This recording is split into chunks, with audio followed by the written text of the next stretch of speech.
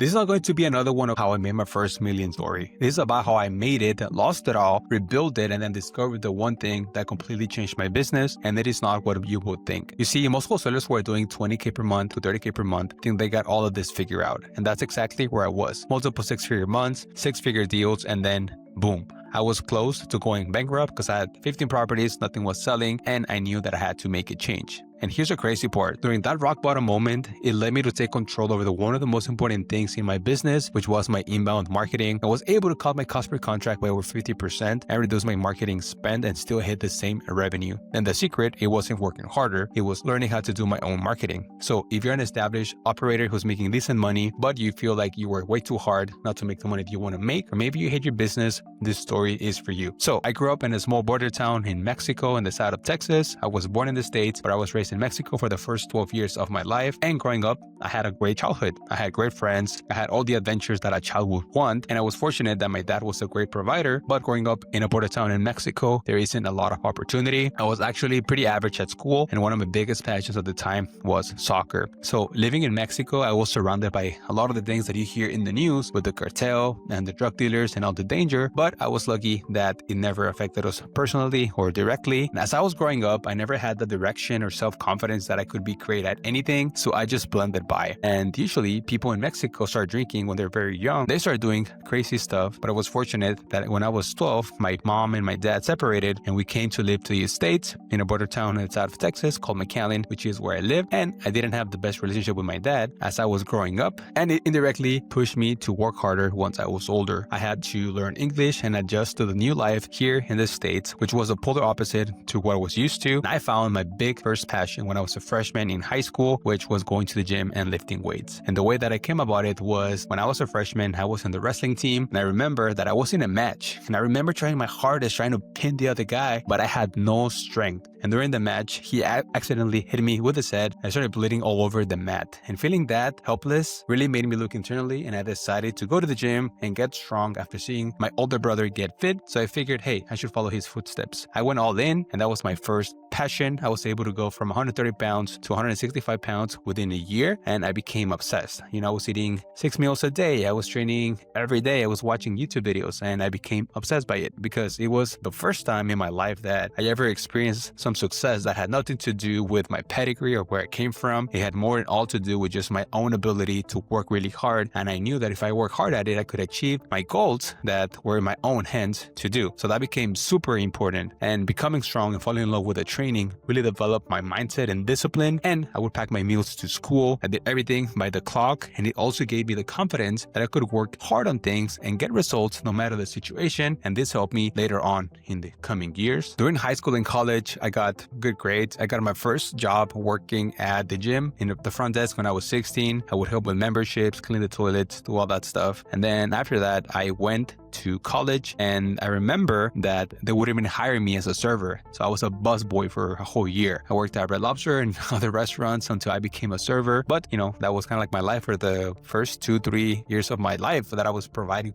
for myself to be able to afford food and stuff, right? And I did manage to finish college in Austin with a marketing degree. And looking back, I had no context on business at all. In fact, I would say that those years were wasted. I could have put that time into getting a real job from the get-go right after high school. But even then, I still graduated with good honors and good grades. But around 2017, which is when I graduated, I still had no idea what I wanted to do. I didn't apply to any internships or anything or had anything lined up when I graduated. So I decided to move back home. And this is around the time where I started dating my now wife. And I remember feeling so lost and depressed by not having direction. And I went from being in the best shape of my life to not lifting for about 2 years. And within a couple months of moving back home, I got my first real job as a car salesman. And if you know anything about car sales, you know that you pretty much live at the dealership. And I remember the first few days being terrified about cold calling people or answering the phone, and I still managed to do okay. And during this job, I had my first experience of bad management. I remember that no training was provided. They expected you to just go out there and sell a car. And later on, I realized that proper management management and onboarding and training are key if you're trying to make your employees produce results. So I did average, and then I went to another dealership, and at this dealership, things were a little bit better. I managed to sell 8 to 12 cars, and I was making 3 to 4K a month. I remember that whenever I would get to the dealership, I would feel so hopeless. And I would say to myself, what the heck am I doing here? I knew that I was not supposed to be there, and I would look around the older men that had been doing this for years, and I knew clearly that that was not what I wanted to do. And that drove me into my first taste of entrepreneurship. I hated my job, and I was okay, I need to do something else. So I started selling solar as my first independent job. So I would get a commission for this company, but it was my first taste of doing outbound and inbound marketing, talking to people and making a little bit more money than I would at, the car dealership. I did that for 2 years, and I think the car sales really helped me talking to people and develop my sales skills, also working at the restaurant and talking to multiple personalities. I was able to make over 6 figures doing solar around 2020, 2021, but in 2022, that's when the interest rate was super low and everyone was crushing it with real estate, and I always had an interest in flipping houses. So that will take us into how I got into real estate. So in 2022, I hired my first mentor. I remember that I put that on a credit card, and I decided to go into real estate. I quit my solo job, and I was ready to take on the world, excited and committed. And around March of 2022, that's when I bought my first flip, and I bought my second one like a month after. I raised money to flip the houses, and just as I was in the middle of the projects, the rates starting to increase. They went from 2% to 7%. My dad had some health problems that required my attention, and had a contractor who stole over $40,000 from that house. And as I was going through all of this, the rates were, keep on getting worse. And what I hope I would sell the house for, the values plummeted around 15 to 20%, which was my profit. And I knew that I needed to get additional income. So during this time, I started direct to seller marketing. I remember launching my first SMS campaign in 2022, and which was a couple months after I bought my first flips. And I got a deal where I bought my first house for $70K and I sold it for $150K. So I made like $70K in profit. And as soon as I got that money, I knew that I needed to learn how to do this on a consistent basis and learn how to wholesale. So those first 2 flips resulted in a loss. I offset it with a new win with that hotel that I did. And like I said, I knew that I needed to scale this further. So I hired my next set of coaches and mentors who taught me how to build systems and how to reverse engineer my marketing so that I could get consistent deal flow. And I remember paying around $25K for that coaching, and I made the ROI within 3-4 months of just working with them. And fast forward a year later, that full year wholesaling, I made around $800,000. And while I still had the results, I did a lot of things wrong. I still was not tracking my KPIs. I didn't know how to hire. I remember hiring my first employee and he quit within like 2-3 weeks because I wasn't doing the onboarding or the training. And I figured out that I was a bottleneck. And even though I knew what I needed to do to transition from hustler to CEO, it was so hard because I was just not doing the stuff. And I see this often hurt a lot of people. A lot of the times we know what we need to do, but we don't do it. It isn't until we experience enough pain that we're finally tired of feeling stuck and finally make a change. And fast forward 2023, 2024, I joined multiple masterminds. I still did pretty well, just a few years into real estate. I honed in my systems, my sales, reverse engineering, with my appointments and the sales process, how to hire, onboard, train, all that stuff, right? But what happened was the market continued to get worse, and I continued to buy some flips that turned south. So I kept on losing so much money, but I was still making enough revenue that I could cover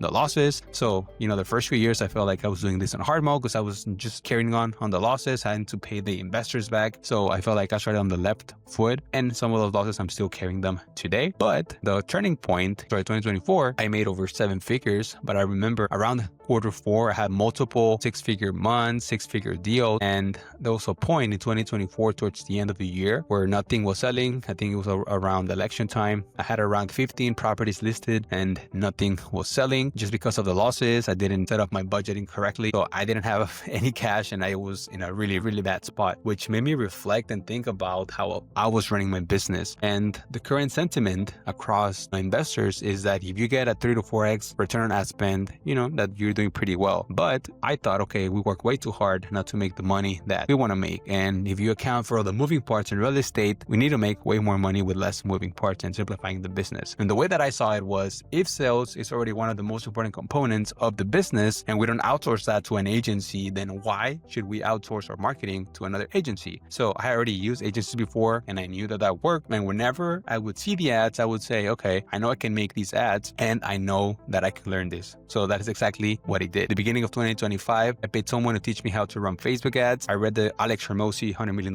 Leads book, which is right here. And I actually went to the workshop a year ago and I just soaked in as much knowledge as I could. I launched them and went all in into inbound through Facebook. And I was able to drop my cost per contract from $5,000 all the way down to around $1,500 and still making 15 to 20K per deal. So the ROI on that was crazy. And we were able to save more than $120,000 in marketing this year. And we still made over 7 figures by spending less than 120K in marketing this year. So that was crazy and it completely changed my business. And if I could narrow down best lessons over those 4 years is that if you are not where you want to be, as long as you don't quit and you put in the work, you're going to have success because the blueprint has already been set. You don't have to copy anyone else's business. You have to remember that wholesaling, it's all about how much money you net. And the more that you can simplify it, the easier that you become and the more enjoyable you'll have it. So if you're going through a down period, I know that it'll pass because you can beat a lot of people because they quit so easy. And actually learning how to do my marketing completely changed the business. And I started helping other people for free as I got results and I had proof. That's exactly when we made our coaching program, which is called the Arbitrage Ads Method. And it's the same system that we still use today to run a 7-figure business. We help other established wholesalers learn how to run inbound Facebook ads and cut their cost per contract by 30 to 50% and, do 5+ deals a month and get ownership over the system instead of renting it. And many of our clients are making 30 to 50K plus per month on Facebook by spending less than $10,000 in ads. And everything I teach is basically comes from my lessons and all the mistakes and the stuff that I wish I would have done. So if you're already doing this, just know that there's a better way. And sometimes I'm often surprised that I had success, especially coming from where I'm coming from. There's not a lot of opportunity, but I've been blessed that I've been able to be in great rooms, right? I've been to London, to masterminds. I have friends that are making $300,000, $5 million a month. And you get a lot of context into how business